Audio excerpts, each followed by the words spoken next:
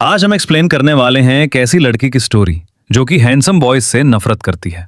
यानी उसका मानना है कि हैंडसम बॉयज बहुत घमंडी होते हैं और खुद को दूसरों से ऊंचा मानते हैं। लेकिन क्या हो कि वो हैंडसम बॉयज से इतनी नफरत करने के बाद भी एक हैंडसम आइडल को पसंद करने लग जाएं। स्टोरी काफी इंटरेस्टिंग होने वाली है, इसलिए चलो बिना देरी के मूवी की एक्सप्लेनेशन स्टार्ट करते हैं।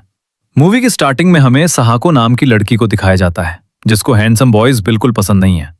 वो अपनी फ्रेंड के साथ टेम्पल आई हुई थी, जो कि एक लाइक लेजेंड नाम के जे-पॉप ग्रुप की फैन है, इसलिए उनकी वीडियोस देख रही होती है।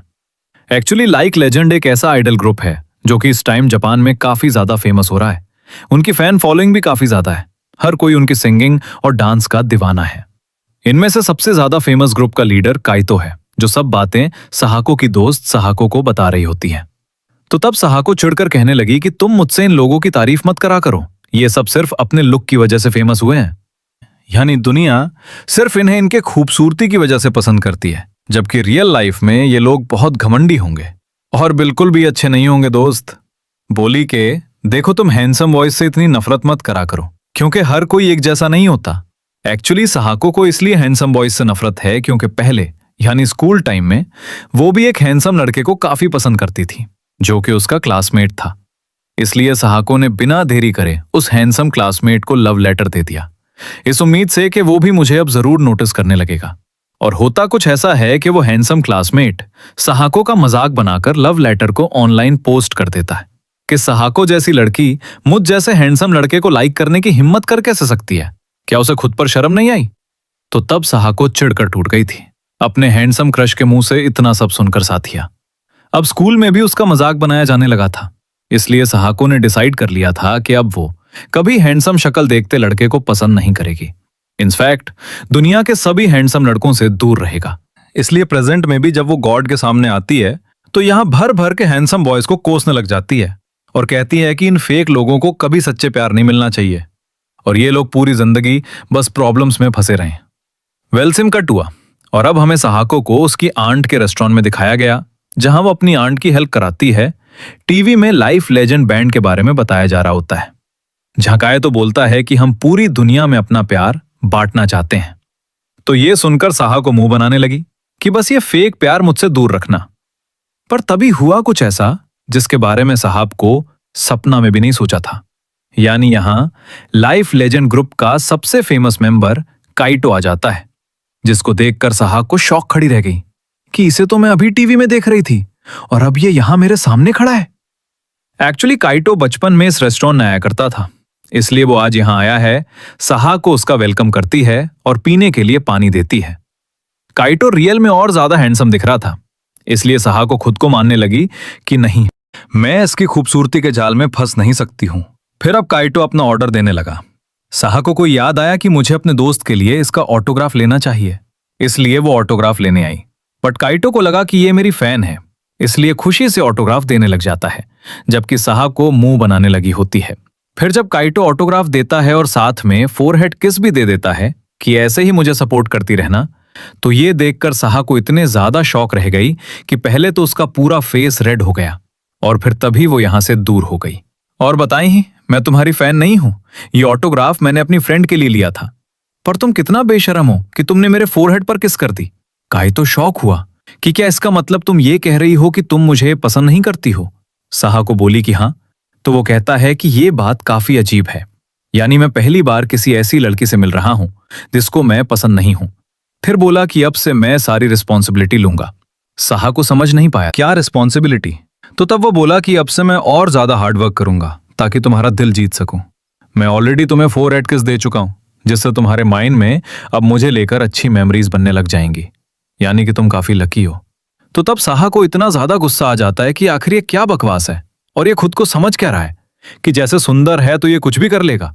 इसलिए गुस्से से कहने लग जाती है कि आखिर तुम खुद को समझ क्या रहे हो जो मेरे सामने इतनी बकवास कर रहे हो। तुम लिख के ले लो, मैं कभी तुम्हारी सुंदरता के जाल में नहीं फंसूंगी, इसलिए कभी तुम्हारी फैन भी नहीं बनूंगी। अजीब मंकी कहे के, एक्सपायर मैंगो कहे के। काय तो शौक रह गया ये सब सुनकर, इसलिए तभी रोना शुरू कर देता है, क्योंकि एक तरह से वो साहा को डर चुका था। इसलिए कायतो को रोता देख साहा को भी डर जाती है कि क्या मैंने इसे कुछ ज्यादा ही डरा दिया। नेक्स्ट सीन में साहा को ये बातें अपने दोस्त को बता रही होती है, जो कि हैरान हुई कि क्या सच में आज तुम कायतो से मिली थी और तुमने उससे मेरे लिए ऑटोग्राफ भी लिया है। अब तो पक्का तुम्हें भी वो पसंद आया होगा।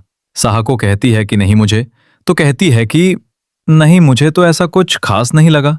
तो तब दोस्त बोले, पर फिर भी उसकी कोई बात तो तुम्हें पसंद आई होगी, कुछ तो तुम्हें उसमें अलग लगाई होगा। तो ये सुन वो याद करने लग जाती है कि काइतो ने कैसे मेरे फोरहेड पर किस करी थी। इसलिए एक बार फिर उसका फेस रेड होने लग जाता है और तभी उसने कॉल कट कर दी। फिर उसने अपनी कसम वाले बुक निकाली और यहां लिखने लग जाती है कि ये सुंदर लोग बहुत स्मार्ट होते हैं, इन्हें अच्छे से पता है कि किसके साथ कितने क्लोज होकर उसे अपने प्यार के जाल में फंसाना है, ताकि फिर बाद में दिल तोड़कर मजे ले सकें। क्योंकि इनके स्माइल वाले फेस के पीछे राक्षस वाला फेस छुपा होता है। पर मैं कभी इन लोगों के जाल में नहीं फंसूंगी।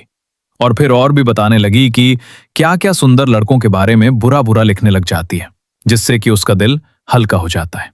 और जब नेक्स्ट वो फिर से रेस्टोरेंट में काम करने के लिए आई तो यहां वो हैरान रह गई, क्योंकि काइतो भी यहां आया हुआ था और साहको के अंट की बेटी के साथ खेल रहा होता है। उसका सुंदर फेस कुछ ज्यादा ही शाइन मार रहा था, इसलिए वो शाइन साहको की आंखों में चुभने लग जाती है। जब अंट चली गई तो काइतो साहको से कल के लिए सॉरी करता है कि मुझे फोरहेड किस नहीं देनी चाहिए थी। साहको माफ कर देती है। तब वो खुश होकर बोला कि मैं काफी चीजें लेकर आया हूं तुमको अपने बैंड का फैन बनाने के लिए। वो काफी सारी मैगजीन्स टेबल पे रखता है और काफी सारी एल्बम्स भी, और कहता है कि देखो ये सब तुम्हारे लिए है, पूरा का पूरा कलेक्शन। मैं तुम्हें फ्री टिकट भी दे रहा हूं ताकि तुम अपनी फैमिली के साथ फ्री में मेरा कॉन्सर्ट देखने आ सको और मुझे और मेरे ग्रुप को पसंद कर सको। लेकिन साहा को अभी भी खुश नहीं होती है, तो वो पूछने लग जाता है कि क्या तुम्हारा कोई बॉयफ्रेंड है।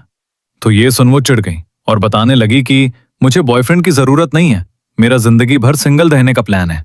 तो तब काइतो को साहको की ये सब बातें सुनकर समझ आ जाता है कि इसके साथ पास्ट आखिर में जरूर कुछ तो बुरा हुआ है जो ये ऐसे बात कर रही है। इसलिए समझाता है कि देखो प्रॉब्लम्स तो इनके साथ होती हैं, लेकिन हमें पास्ट भूलकर आगे बढ़ने पर ध्यान देना चाहिए। तो तब साहको को काइतो की ये बात थोड़ी बहुत सही लगी, क्योंकि वो सीरियस होकर बोल रहा था। फिर हम देखते हैं कि अब काइतो ऐसे ही यहां रोज आने लग जाता है। कभी आंट की बेटी को स्टोरीज रीड करके सुनाता है और खुद इमोशनल होकर रोने लग जाता है, तो कभी वहीं पर सो जाता है अपने स्क्रिप्ट को याद करते करते। अब वो यहाँ के कस्टमर्स के साथ भी घुल मिल चुका था, इसलिए उनके साथ फोटो क्लिक करा रहा था। लेकिन जब एक ड्रंक अंकल बोल देते हैं कि तुम सिर्फ दिखने में अच्छे हो इसलिए आइडल बने हो, तो वो उनकी बात का फिलहाल तो बुरा नहीं मानता है, बल्कि थैंक्स करने लगता है। लेकिन बाद में उदास होकर अकेला बैठ गया। साहको को अच्छा नहीं लगा, इसलिए वो काइतो से बोली कि तुम अंकल की बातों को भूल जाओ। तो वो कहता है कि मैं सिर्फ दुनिया में प्यार बांटना चाहता हूं।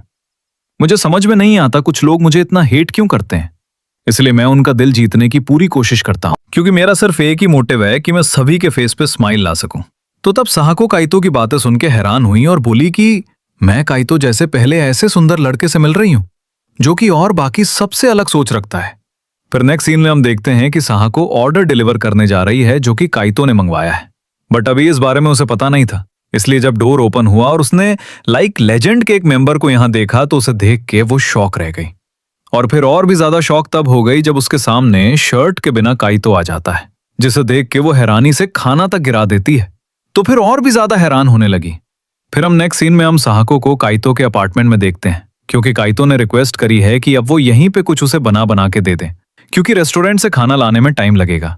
तब वह एक सोच रही होती है कि मैं शांति से यहां पर खाना बनाकर चली जाऊंगी, पर जब काइतो उसके क्लोज आ गया ये कहते हुए कि आज मैं तुम्हें कहीं नहीं जाने दूंगा, तो तब तबहक को काफी ज्यादा शॉक हो गई। उसकी बॉडी हीट की वजह से काफी ज्यादा गर्म हो जाती है, यानी कि वो परेशान होने लगी। तो तब वो हंसता है और कहता है कि मैं तो अपने डायलॉग्स की प्रैक्टिस कर रहा था नेक्स्ट मिनी सीरीज के लिए। तबहक को अब चुपचाप कुकिंग कर रही होती है, जहां उसकी नजर काइतो की मॉम की फोटो पर गई। इसलिए वो पूछने लगी कि यहाँ क्या तुम अपनी मदर के साथ रहते हो। तो वो बोला कि नहीं, मेरी मॉम की डेथ हो चुकी है, वो मेरी सक्सेस देख ही नहीं पाई, जिस बात का मुझे काफी अफसोस है। यहाँ काइतो की एक लड़की के साथ भी फोटो होती है, जिसको काइतो अपनी अच्छी दोस्त बताता है। तो तब तबहक को लगने लगा कि पक्का ये लड़की काइतो की गर्लफ्रेंड होगी। मेले खाना बन चुका था जो कि काइतो को काफी ज्यादा पसंद भी आया, और वो तबहक की कुकिंग स्किल्स की काफी सारी तारीफ भी करता है। फिर अब जब तबहक अपने घर जा रही थी, उसी लड़की के बारे में सोचते हुए कि पक्का वो काइतो की गर्लफ्रेंड है क्या, इसकी यहाँ उसकी मुलाकात अपने हाई स्कूल क्रश से हो जाती है, यानी वही लड़का जिसने तवहक को लव लेटर का मजाक बनाकर उसे ऑनलाइन पोस्ट कर दिया था। उसे हंसने लगी कि क्या इस लड़की को अपनी जगह पता नहीं थी। तो तब तवहक को बहुत बुरा लगा, यानी वो पुराने दिनों में चली गई। लेकिन तभी काइतो यहां आया, जिसने तवहक को बैक हक करा और ऐसे दिखाने लगा कि जैसे तवहक उसकी गर्लफ्रेंड है।